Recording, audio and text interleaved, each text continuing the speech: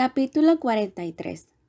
Tuvieron muy buen día para ir a Bots Hill, y todas las circunstancias externas de preparativos, comodidad y puntualidad parecían anunciar una excursión muy agradable.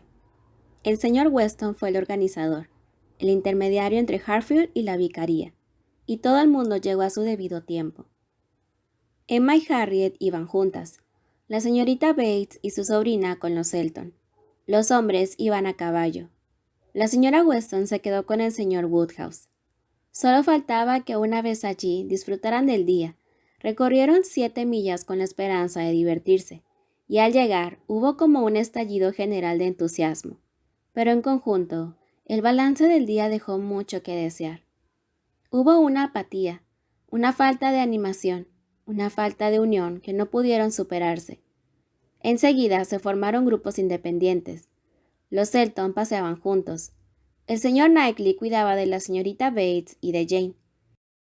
Y Emma y Harriet permanecían con Frank Churchill. Y el señor Weston intentaba en vano conseguir que hubiese más armonía entre ellos. Al principio la división en grupos parecía casual, pero de hecho no se alteró en ningún momento. Lo cierto es que el señor y la señora Elton no parecían muy dispuestos a alternar con los demás, ni a mostrarse todo lo agradables que podían. Pero durante las 2 horas completas que pasaron en la colina, reinó un espíritu tal de separación entre los demás grupos, demasiado fuerte para ser superado por ninguna buena intención, ninguna comida fría, ningún efusivo señor Weston. Al principio, Emma se aburría muchísimo. Jamás había visto a Frank Churchill tan callado y tan torpe. No decía nada digno de oírse, miraba sin ver, se admiraba sin ningún motivo, la oía sin saber lo que le decía. Y cuando él estaba tan apagado, no era de extrañar que Harriet lo estuviese aún más, y en conjunto los dos resultaban insufribles. Cuando se sentaron todos juntos, la cosa fue un poco mejor. Para el gusto de ella, mucho mejor, ya que Frank Churchill se volvió más comunicativo y alegre, dedicándole toda suerte de atenciones. Todas las atenciones que podía tener las tuvo para con Emma. Divertirla y serle agradable parecía ser lo único que se proponía, y Emma, halagada, sin lamentar el que la adulasen un poco, se mostraba también alegre y espontánea. Le alentaba amistosamente permitiéndole ser galante, tal como se lo había permitido en el primer y más emocionante periodo de su amistad. Todo lo cual, sin embargo, en aquellos momentos para ella no significaba nada, aunque en la opinión de la mayoría de los que les miraban, debía parecer algo para lo cual, en nuestra lengua solo existe una palabra propia y adecuada: coqueteo. La señorita Woodhouse coquetea mucho con el señor Frank Churchill. Ellos mismos daban pie a que se pronunciara esta frase, y a que se escribiera en una carta que una de aquellas damas iba a enviar a Maple Grove y otra a Irlanda. No es que Emma se sintiese alegre y huyera a pensar en una felicidad real, más bien era debido a que se sentía menos feliz de lo que había esperado. Se reía porque estaba decepcionada, y aunque agradecía al joven sus cumplidos y los consideraba tanto si eran fruto de la amistad como de la admiración, como de un simple disqueteo, como muy correctos, no conseguían ganar terreno en su corazón. Emma seguía proponiéndose tenerle solo por amigo. «No sabe la gratitud que le debo», decía él, «por haber insistido en que viniera hoy. De no haber sido por usted, me hubiese perdido una excursión tan magnífica como esta. Yo estaba completamente decidido a volver a casa ayer mismo». Sí, estaba de muy mal humor, y no sé exactamente por qué, si es que no era por haber llegado demasiado tarde para las mejores fresas. Fui una amiga más amable de lo que merecía. Claro que usted fue humilde, y me rogó mucho que le ordenara venir. No diga que estaba de mal humor, no es cierto, estaba cansado. El calor puede conmigo. Pues hoy hace más calor. Yo no lo siento tanto, hoy me encuentro muy a gusto. Se encuentra a gusto porque obedece órdenes. ¿Órdenes de usted? Sí. Quizás era eso lo que esperaba que me dijera, pero me refería a órdenes que se daba usted mismo. Podría decirse que ayer perdió los estribos y perdió el dominio de sí mismo. Hoy ha vuelto a recobrar este dominio. Y como yo no puedo estar siempre a su lado, es preferible que dependa usted de las órdenes que se dé usted mismo que no de las mías. Viene a ser lo mismo. Yo no puedo dominarme a mí mismo sin un motivo. Usted me da órdenes, tanto si habla como si no dice nada. y usted puede estar siempre a mi lado. Siempre está usted conmigo. Desde las 3 de la tarde de ayer, mi influencia perpetua no debía haber empezado antes. De lo contrario, no se hubiera puesto usted de tan mal humor antes de esta hora. Las 3 de la tarde de ayer. Para usted, tal vez este sea el principio. Yo creía que la había visto por primera vez en el mes de febrero. Realmente no hay modo de contestar a sus galanterías, pero, bajando la voz, nosotros somos los únicos que hablamos, y quizás sea demasiado estar diciendo tonterías para divertir a 7 personas silenciosas. Yo no me avergüenzo de nada de lo que he dicho, replicó él con desenfadada viveza. Yo la vi por primera vez en el mes de febrero, y ya pueden oírme todos los de la colina, y que el eco de mi voz llegue por una parte de Mickleham y por otra de Dorking. La vi por primera vez en el mes de febrero. Y luego, en un susurro, nuestros compañeros están medio dormidos. ¿Qué vamos a hacer para despertarles? Cualquier tontería servirá. Vamos a hacerles hablar. Señoras y caballeros, la señorita Woodhouse, que en cualquier parte en que se encuentre siempre la reina, me ha ordenado que les diga que desea saber en qué están pensando. Unos rieron y contestaron de buen humor. La señorita Bates habló, y no poco. La señora Elton dio un respingo al oír lo de que la señorita Woodhouse era la reina. La respuesta más coherente fue la que dio el señor Knightley. ¿Está segura la señorita Woodhouse de que le gustaría enterarse de todo lo que estamos pensando? Oh, no, no, no, exclamó Emma riendo, y aparentando toda la despreocupación de que fue capaz. Por nada del mundo quisiera saberlo. En estos momentos es la cosa que menos deseo. Cuéntenme cualquier cosa menos lo que estén pensando. No me refiero a los presentes.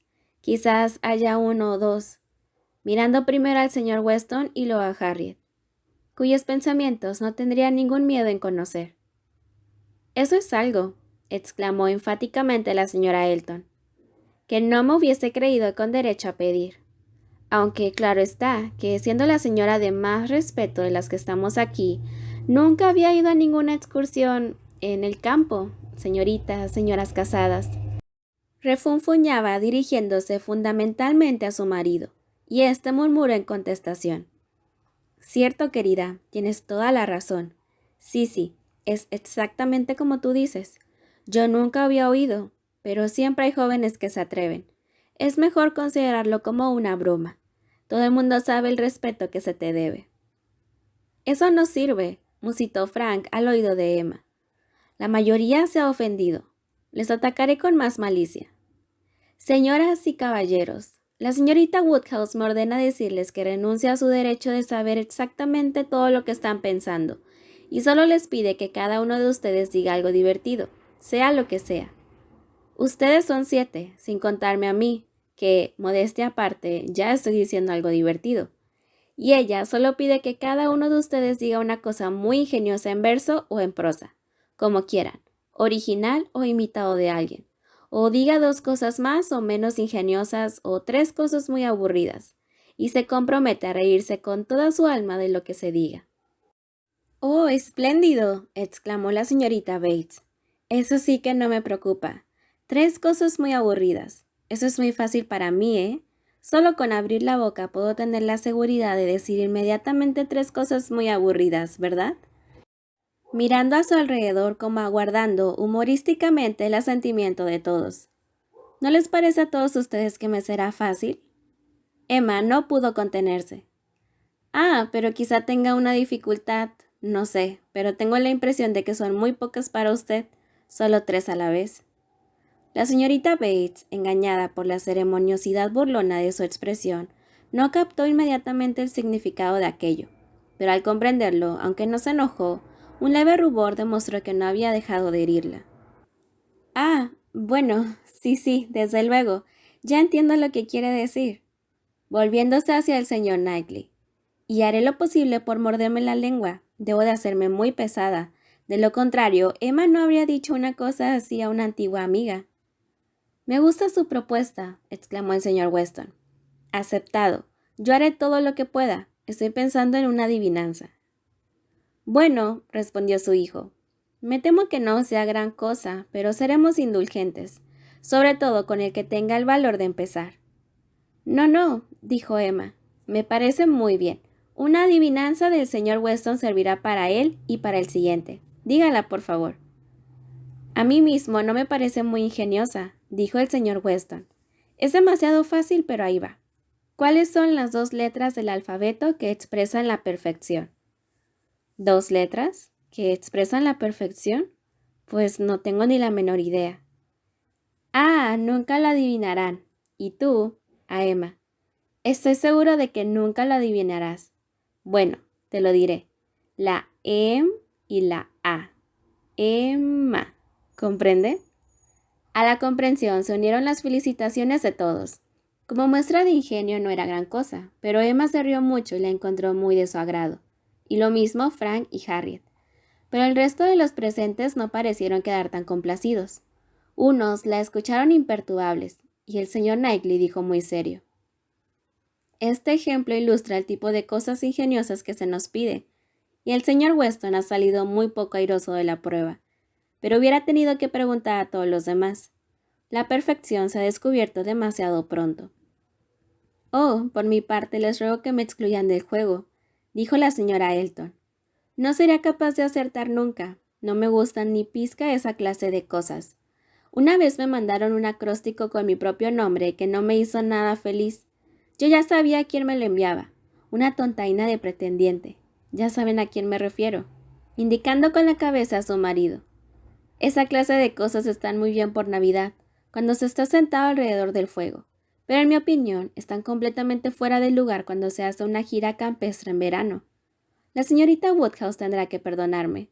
Yo no soy una de esas personas que siempre tienen cosas ingeniosas que decir para divertir a todo el mundo. No pretendo ser ingeniosa.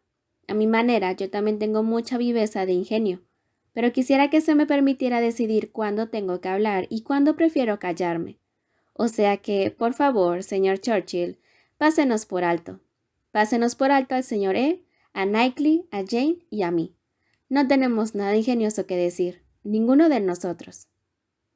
Sí, por favor, no cuente conmigo, añadió su marido, con una especie de seriedad burlona. No tengo nada que decir que resulte divertido para la señorita Woodhouse o para cualquier otra joven. Un hombre ya mayor y casado que ya no sirve para nada. ¿Damos un paseo, Augusta? Sí, me apetece mucho. Ya estoy cansada de estar siempre en el mismo sitio. Vamos, Jane, cógeme del otro brazo. Sin embargo, Jane declinó el ofrecimiento y marido y mujer se alejaron paseando. He ahí un matrimonio feliz, dijo Frank Churchill apenas estuvieron lo suficientemente lejos para que no le oyeran. Están hechos el uno para el otro. Eso sí que es una gran suerte. Casarse tan acertadamente conociéndose tan solo de unas cuantas reuniones. Creo que en Bath solo se trataron durante unas pocas semanas. ¡Qué suerte más extraordinaria! Porque conocer a fondo el carácter de una persona en Bath o en cualquier otro lugar por el estilo, no hay manera. No es posible conocerse. Solo viendo a las mujeres en su propio hogar, en su ambiente, donde siempre están, puede tenerse una idea más o menos aproximada de cómo son. A falta de eso, todo lo demás es intuición y buena suerte. Y generalmente se tiene mala. ¿Cuántos hombres han depositado demasiadas esperanzas en una amistad breve y luego lo han lamentado durante todo el resto de su vida? La señorita Fairfax, que hasta entonces había hablado muy poco, excepto con sus aliados, ahora se decidió a hablar. Desde luego, esas cosas ocurren. La interrumpió un acceso de tos. Frank Churchill se volvió hacia ella para escuchar. ¿Decía usted? Dijo muy serio. La joven había recobrado la voz y siguió. Solo iba a comentar que aunque esos casos tan desgraciados a veces ocurren tanto a mujeres como a hombres, no creo que sean tan frecuentes. Una atracción rápida e imprudente puede originar, pero en general luego hay tiempo para reflexionar. Lo que quiero decir es que en el fondo solo hay caracteres débiles, indecisos, cuya felicidad estará siempre a merced del azar, que consentirán que una amistad desafortunada sea un estorbo y una rémora para toda la felicidad. Él no contestó, seguía mirándola, e inclinó la cabeza como aceptando su opinión. Y poco después dijo en un tono desenfadado: Bueno, yo tengo tan poca confianza en mi criterio que confío que cuando me case, alguien me elegirá esposa por mí. ¿Acepta usted el encargo? dijo volviéndose hacia Emma. ¿Quiere usted elegirme esposa? Estoy seguro de que la persona que eligiera sería de mi gusto. No sería el primer caso en mi familia, ya lo sabe. Con una sonrisa a su padre. Busque a alguien para mí, no tengo prisa. Aconséjela, edúquela. ¿Tengo que hacer que se parezca a mí? Oh, desde luego, si le es posible. Muy bien, acepta el encargo. Tendrá usted una esposa encantadora. Tiene que ser muy alegre y tener los ojos de color avellana. Lo demás me da igual. Pasaré un par de años en el extranjero y cuando vuelva vendré a verla para pedirle mi esposa. Recuérdelo. No había peligro de que Emma lo olvidase. Era un encargo que la halagaba a sus aficiones favoritas. ¿No sería Harriet aquella esposa que había descrito? Excepto en el color de los ojos. 2 años más podían convertirla exactamente en la mujer que él deseaba. Tal vez incluso en aquellos momentos era en Harriet en que él pensaba. ¿Quién sabe? Aludir a que ella la educase parecía referirse a la muchacha. Bueno, dijo Jane a su tía, ¿qué te parece si fuéramos a buscar a la señora Elton? Como quieras, querida, me parece muy bien. Yo estoy dispuesta. Por mí ya me hubiera ido entonces con ella, pero me da igual ir ahora. Enseguida la alcanzaremos. Allí está. Ah, no, no es ella. Es una de las señoras del coche irlandés que no se le parece en nada. Bueno, tengo que confesarte. Se alejaron seguidas al cabo de medio minuto por el señor Knightley. Los únicos que se quedaron fueron pues el señor Weston, su hijo, Emma y Harriet. Y el buen humor del joven llegó ahora a extremos casi molestos. Incluso Emma se cansó finalmente de tantos cumplidos y halagos, y deseó pasar tranquilamente con alguien que no fuera él, o sentarse a descansar casi sola sin que nadie se fijara en ella, contemplando apaciblemente el hermoso panorama que tenía ante sus ojos. La aparición de los criados que la buscaban para avisarles de que los coches estaban a punto, más bien la alegró, y todo el bullicio de volver a reunirse y prepararse para la marcha, y el interés de la señora Elton porque fuera su coche el primero que trajeran, lo soportó muy bien, pensando en la grata perspectiva de un tranquilo regreso a su casa que iba a poner a punto final a las dudosas diversiones de aquella gira campestre. No volvería a sentirse tentada por otra excursión como aquella a la que asistiesen tantas personas tan mal avenidas. Mientras esperaba su coche, vio que el señor Knightley se le acercaba para hablarle. Él miró a su alrededor como para cerciorarse de que nadie podía oírles, y luego dijo: Emma, quisiera hablar con usted una vez más, como tengo por costumbre hacerlo. Un privilegio que supongo que usted, más que permitírmelo, lo soporta, pero debo seguir usando de él. No puedo ver que obra usted mal, sin hacerle reproches. ¿Cómo ha podido ser tan cruel con la señorita Bates? ¿Cómo ha podido ser tan insolente con una mujer de su carácter, de su edad y de su situación? Emma, nunca lo hubiera creído de usted. Emma hizo memoria, enrojeció, se sintió apenada, pero trató de tomarlo a broma. Bueno, no resistí la tentación de decirlo. Nadie la hubiera resistido. No creo que obrase tan mal. Estoy casi convencida de que no me entendió. Le aseguro que sí. Comprendió muy bien lo que quería usted decir. Luego lo ha estado comentando, y me hubiese gustado que hubiese podido oírla. Con qué buena fe y con qué generosidad hablaba. Me hubiera gustado que hubiese podido oírla al elogiar la paciencia de usted, al tener tantas atenciones con ella, como siempre ha recibido de usted y de su padre, cuando su compañía debe ser tan fastidiosa. Oh, exclamó Emma, ya sé que es la mujer más buena del mundo, pero debe usted reconocer que en ella la bondad y la ridiculez van unidas de la manera más lamentable. Sí, dijo él, reconozco que son dos cosas que en ella van unidas, y si estuviese en buena posición no tendría gran inconveniente en que, de un modo ocasional, la ridiculez prevaleciera sobre la bondad. Si fuese una mujer rica, dejaría que todas sus tonterías inofensivas tuviesen el comentario que merecen, y no la regañaría a usted por haberse permitido ciertas libertades de expresión, si su posición fuera igual a la suya. Pero, Emma, piense que este no es el caso, ni muchísimo menos. Es pobre, ha venido a menos y ha tenido que abandonar las comodidades entre las que nació, y probablemente, si aún le quedan muchos años de vida, todavía tendrá que renunciar a más cosas. En su situación es obligado que usted la compadezca. No, hizo usted muy mal. Usted, a quien ella ha conocido desde niña, que la ha visto crecer en una época en la que su trato honraba a todo el mundo, que ahora sea usted la que en un momento de ligereza y de orgullo se ría de ella, quien la humille, y además delante de su sobrina, y delante de otras personas, muchas de las cuales, por lo menos algunas, se guiarán ciegamente por el modo en que usted la trate. Eso no es digno de usted, Emma, y a mí no puede resultarme agradable de ningún modo. Pero creo que debo, sí, que debo, mientras pueda, decirle esas verdades y tener el consuelo de saber que me he portado como un amigo leal, que le da un buen consejo, y confiar en que un día u otro se dará usted cuenta de la razón que tengo.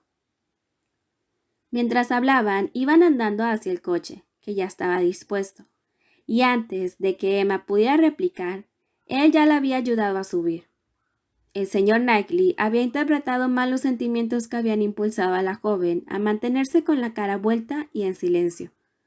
No eran más que una mezcla de indignación consigo misma, de mortificación y de profundo pesar. No le había sido posible hablar, y al entrar en el coche se dejó caer en el asiento, verdaderamente abrumada por unos instantes. Luego se reprochó a sí misma no haberse despedido, no haber reconocido la verdad de aquellas reconvenciones, haberle dado la impresión de estar enojada. Se asomó a la ventanilla con el propósito de corregir su actitud por todos los medios, pero ya era demasiado tarde. Él se había alejado, y los caballos iniciaban la marcha. Siguió mirando hacia atrás, pero en vano, y enseguida, con lo que le pareció una rapidez mayor que la habitual, estuvieron ya a media cuesta de la colina, y todo quedó demasiado lejos. Emma se sentía más irritada de lo que hubiera podido expresar con palabras, incluso más de lo que era capaz de disimular.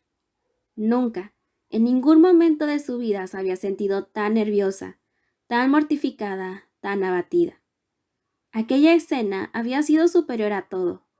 La verdad de los reproches que le habían hecho era innegable. Lo sentía de todo corazón. ¿Cómo había podido ser tan brutal, tan cruel con la señorita Bates?